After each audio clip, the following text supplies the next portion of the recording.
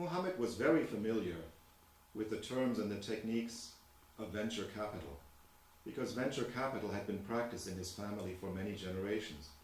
His great-grandfather, Hashim, was an eminent caravan trader who struck agreements with Bedouins through whose territory he traveled, and whereby he arranged for those Bedouins to allow him safe passage, gave them an opportunity to provide him with goods for consignment, which he sold at his destination, and on his return trip would share profits with them.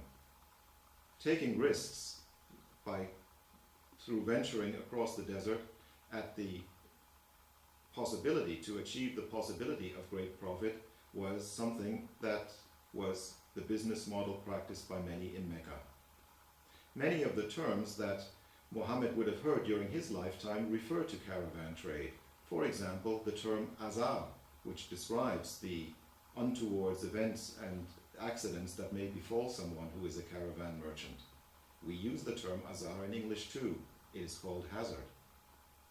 Muhammad was introduced to caravan travel very early in his life, in the very first beginning, in a very unhappy circumstance, because his mother Amina was still pregnant when his father Abdullah was not able to come home in time to witness the birth of his son, because Abdullah perished during a caravan trip.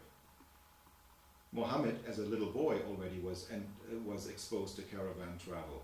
His uncle Abu Talib took him on a journey when Muhammad was a very little boy, possibly as young as 8 years old. Caravans also were the reason for another turning point in Muhammad's life. At the age of 25, his uncle Abu Talib introduced him to his future wife, Khadija, and Khadija was a professional investor in caravan trade.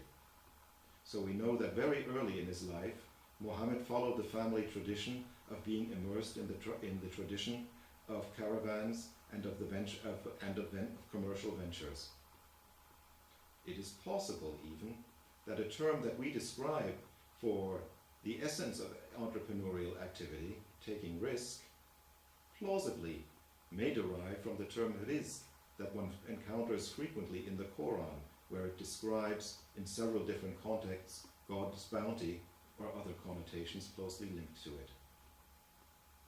Venture capital was something that continued in early Islam, and Malik ibn Anas, who compiled the Muwatta, the first compendium of Islamic law, devotes many sections of many paragraphs and many sections to the particulars of caravan trade and of the fair distribution of profits from it and of the fair distribution of losses.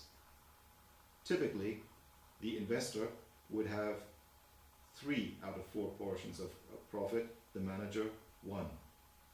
Uniquely, there were also provisions of what should happen in cases where caravan travel did not provide a profit but a loss. The 4th Caliph, Ali, said profits follow the manager, losses follow the investor. Managers were not held accountable for losses, but had a justifiable claim in a bonus when profits would ensue.